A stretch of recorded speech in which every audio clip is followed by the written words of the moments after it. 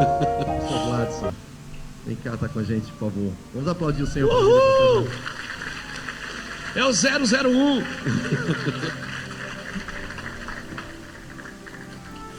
Pastor Gladson, o Gladson é o 0001. Deixa eu contar rapidinho. O Gladson é o cara que a gente não tinha aberto a igreja ainda. Ele me encontrou na rua e disse: pastor, eu quero congregar com você. Eu digo: não, mas eu não tenho igreja. Ele disse: não, mas quando você tiver eu vou para lá. Eu digo: tá, mas não faz sentido. Ele disse: não, ora comigo, eu já faço parte do teu ministério. Eu peguei ele na calçada aqui na Francisco de Paula Seara, peguei a mão dele na calçada, né? E nós oramos, lembra, Gladys? Por isso que a gente diz que o Gladys é o primeiro, é o 0001 aqui do Ministério Mevan. Ô Gladys, libera aí para nós. Amém, glória a Deus. Bom, um momento como esse, eu confesso que eu jamais tive, né?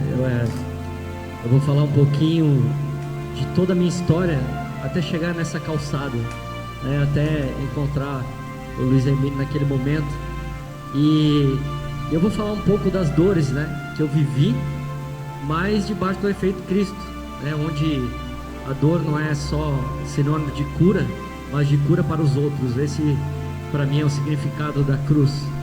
Então, é muito bom quando a gente chega num ambiente como esse e a gente lembra um pouco do nosso caminho, da nossa trajetória, mas agora com alegria, com celebração, com comemoração, com um coração grato, entendendo, né, cada processo de tudo aquilo que Deus fez.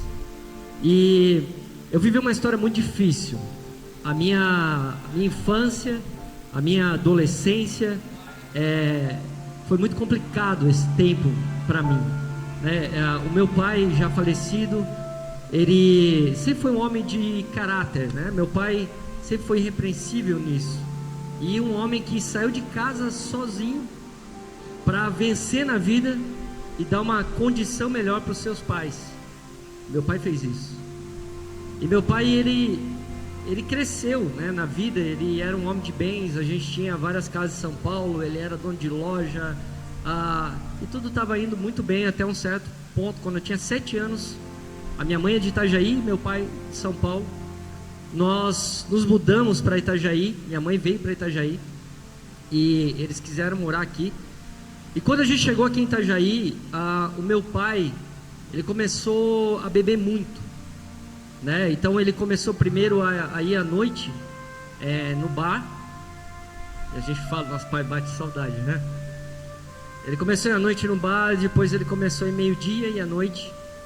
E quando ele começou meio-dia e à noite, ficou muito difícil para mim, porque eu chegava da escola, meu pai estava bêbado, né? E aí eu saía à tarde, eu voltava, meu pai estava bêbado de novo. Mas meu pai, ele começou a se perder num tal grau que ele começou a ficar um homem muito, muito nervoso, muito, muito violento. Eu me lembro de várias surras que eu levei e eu não sabia por que eu estava apanhando, né? Eu me lembro de uma vez que eu cheguei no quarto, eu entrei no quarto dele e ele jogou umas contas em cima da penteadeira e falou algumas coisas para mim. Eu respondi e ele simplesmente me murrou. Ele me deu um soco na boca e meus dentes amoleceram, minha boca começou a sangrar, e eu saí de casa com a boca sangrando, sem rumo, sem saber para qual casa eu ia, quem eu poderia buscar. E eu tinha alguns amigos, né? E eu lembrei de um amigo meu e fui para a casa dele. Cheguei lá, enfim, naquele estado, e várias vezes foi assim, né? Uma vez eu lembro de que eu estava no velório de um amigo meu e meu pai apareceu do nada naquele velório, e eu, né, adolescente, menino, e ele me pegou, não sei porquê, pelo braço, me tirou de lá e começava a me dar pancada na cabeça, cascudo até em casa, porque eu tinha saído de casa sem avisar ele. E isso foi muito difícil para mim, porque até o meu casamento eu tinha dificuldade que alguém ainda tocasse na minha cabeça. Quando alguém tocava na minha cabeça, eu já recuava, e era muito difícil, né? Então eu queria estar fora de casa. A minha mãe, ela via se eu estava dormindo, quando ela forçava a porta, e eu fechava a porta por dentro e pulava a janela, né? Ela não sabia, mas eu saía durante as noites. E tudo que eu podia fazer para esquecer da minha dor eu fazia. Eu enchia a cara também. Eu lembro de uma vez me ofereceram um coquetel de remédios, né? Disseram que havia risco de morte. Eu tomei aquilo lá também. E enfim, eu estava apertando o botão da autodestruição, né? Era insuportável voltar para casa. E eu me lembro de muitas vezes que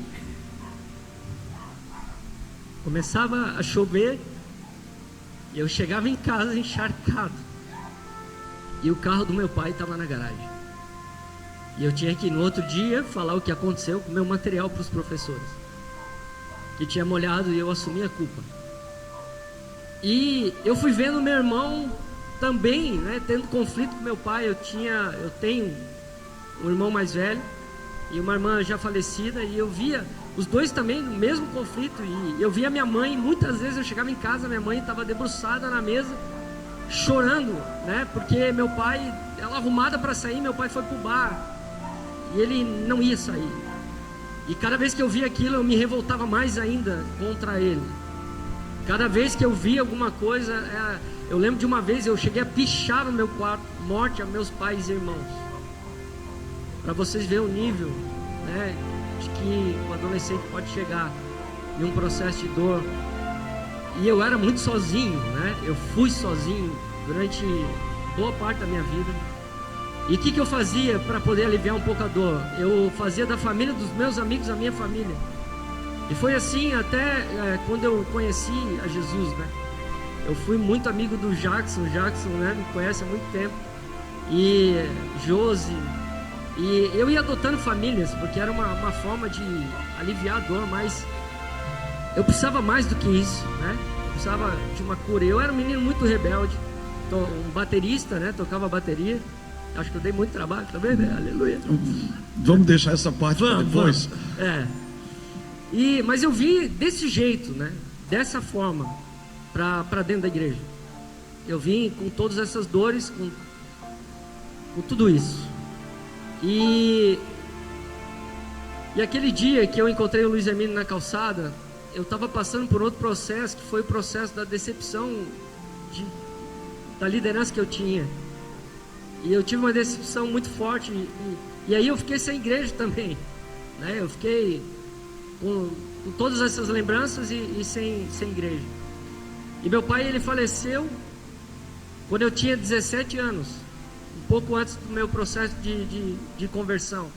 E quando meu pai faleceu, o mais difícil para mim foi que quando ele faleceu, eu não falava com ele. Ele sentava e eu levantava e saía.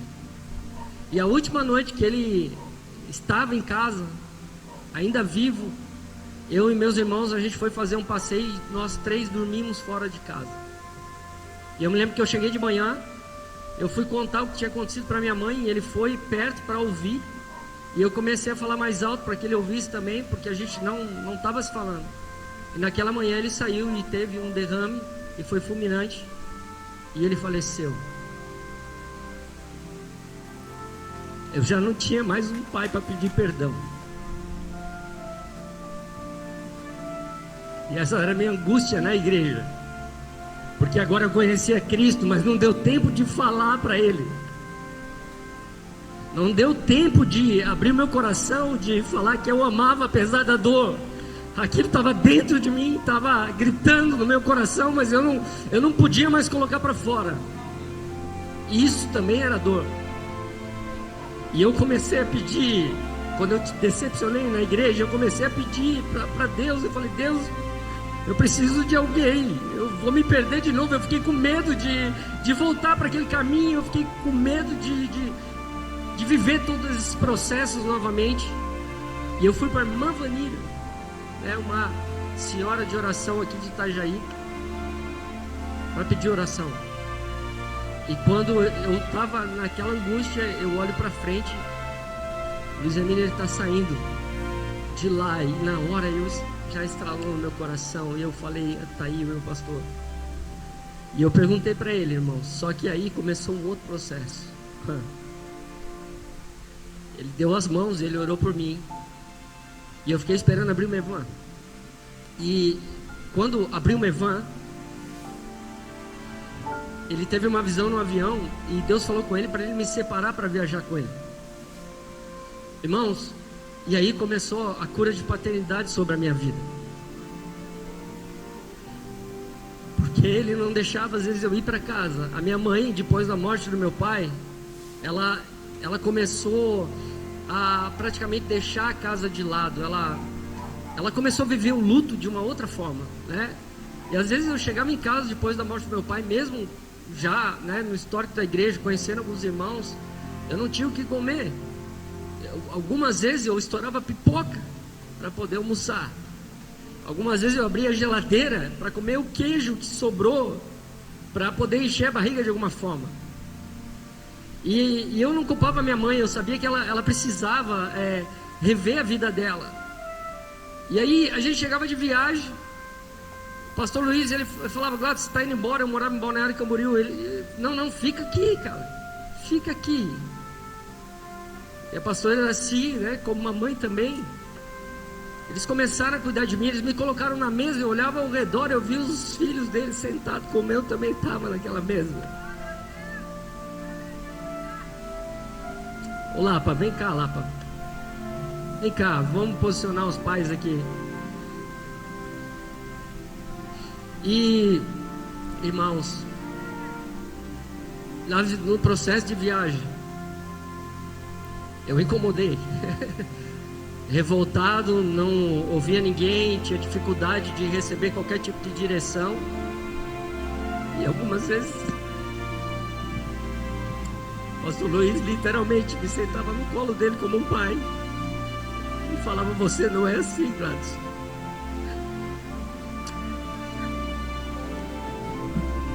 A Ali e o pastor Lapa, a Ali congelava feijão para eu levar para casa, porque sabia que a minha mãe não estava lá.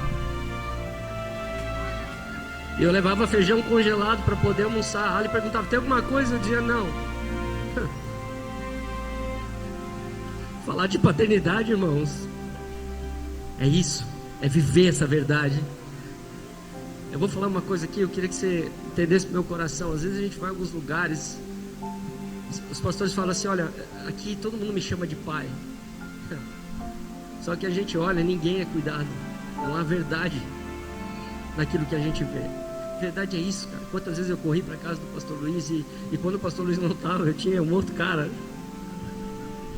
que me ensinou que é ter caráter, que me ensinou a falar o que estava acontecendo, a encarar os acontecimentos de frente, que ministrou muito na minha vida, que me aconselhou e tem feito isso até hoje. Os dois têm feito isso até hoje. Eu tenho 43 anos e eu ainda tenho colos para correr, cara. Eu ainda tenho pessoas que eu posso dizer que me amaram.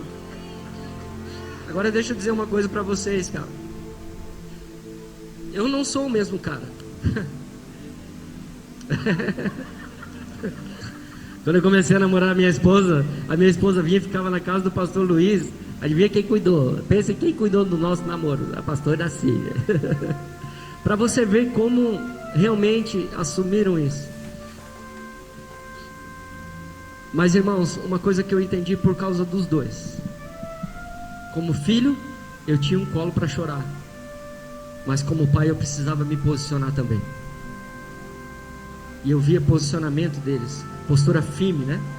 É uma das coisas que eu pedi ao Senhor, que os dois têm, eles são firmes naquilo que eles se propõem a fazer para o Senhor. E uma vez, dentro desse posicionamento, eu estava aqui no Mevano no domingo de manhã, ministrando no Dia dos Pais. No Dia dos Pais. E quando eu ia falar de paternidade, eu falava do pastor Luiz, eu falava do pastor Lapa. E eu terminei de administração e o Espírito Santo, ele veio no meu coração, ele começou a falar: agora é momento de você ser pai também, agora é momento de você se posicionar. E eu fiquei pensando, poxa, veio aquela sensação que eu precisava fazer alguma coisa, mas meu pai tinha falecido. Como que eu ia arrumar essa situação? Como que eu curar essa dor? Lembra daquele grito que estava no meu coração? E eu precisava botar isso para fora, eu precisava de alguma forma pedir perdão, de alguma forma. O Espírito Santo, ele falou para mim: você vai pegar o seu carro, você vai lá no cemitério, mas você não vai arrumar com teu pai da terra, teu pai terreno. você vai consertar comigo. Porque quando você desonrou esse homem, porque ele também tinha uma dor e você não foi capaz de ver, você estava tão preso na sua própria dor que não ouviu o grito do seu pai na sua própria casa.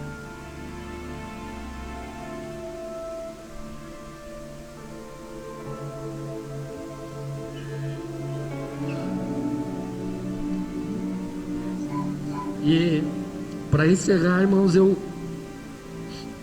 fui no cemitério, eu peguei o Renan, que o Renan estava tocando aqui, que é o músico nosso. Falei, Renan, vai comigo, cara. E a gente foi, irmãos, e eu fiz isso. Diante do túmulo do meu pai, eu ergui as minhas mãos. Falei, obrigado, Senhor.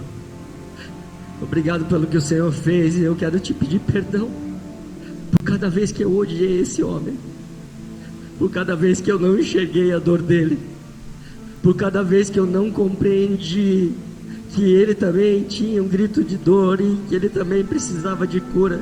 E eu fiz uma aliança com o Senhor. Eu falei, Senhor, eu serei um bom pai, eu serei uma referência também, eu vou me posicionar. Aleluia, aleluia, aleluia. E para honra e glória do Senhor, os meus filhos têm um bom pai em casa.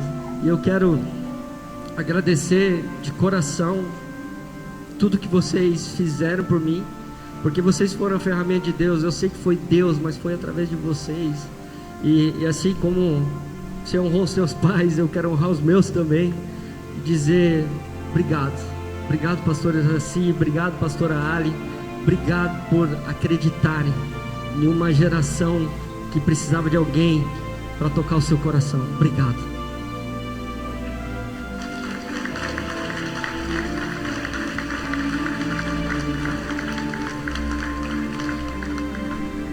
Bom, gente, deixa eu respirar. Aleluia.